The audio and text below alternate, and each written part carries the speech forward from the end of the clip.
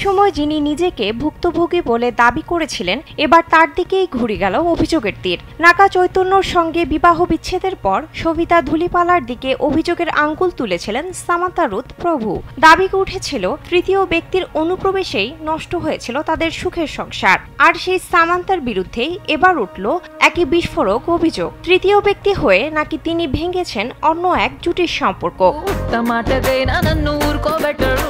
গুঞ্জন রয়েছে বর্তমানে সামান্থা রুথ প্রভুর সঙ্গে প্রেম করছেন রাজ ও ডিকে জুটি খ্যাত চলচ্চিত্র নির্মাতা রাজনীতি মরু। স্যান্ডেলিনা সো রূপচর্চায় আভিজাত্য।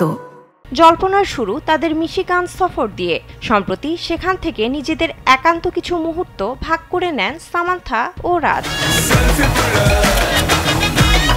এমন অবস্থায় এক ইঙ্গিতপূর্ণ পোস্ট দেন রাজের প্রাক্তন স্ত্রী শ্যামলী দে। ইনস্টাগ্রামে একটি নোট শেয়ার করে তিনি লিখেছেন, ওখানে আমিও ছিলাম, এগুলো করেওছি। সে থেকে নেটিজেনরাও ধরে নিয়েছেন হয়তোবা রাজ শ্যামলীর সংসার ভাঙ্গনের পেছনে থাকতে পারে সামান্থার উপস্থিতি, যে কারণে প্রতিক্রিয়া হিসেবে এটি লিখেছেন রাজের প্রাক্তন স্ত্রী। রাজ সামান্থা মূলত মিশিগানে ছিলেন একটি ইভেন্টে অংশ নিতে।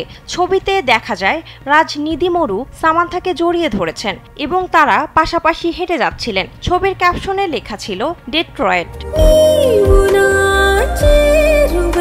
2015 সালে লেখিকা শ্যামলী দেকে বিয়ে করেছিলেন রাজ এবং তাদের একটি কন্যা সন্তানও রয়েছে। 2022 সালে তাদের বিবাহ বিচ্ছেদ হয়। অন্যদিকে 2017 সালে নাগা চৈতন্যের সঙ্গে বিবাহ বন্ধনে আবদ্ধ হয়েছিলেন সামান্থা। তবে 2021 সালে তাদের বিচ্ছেদ ঘটে। বিনোদন ডেস্ক, কালবেলা।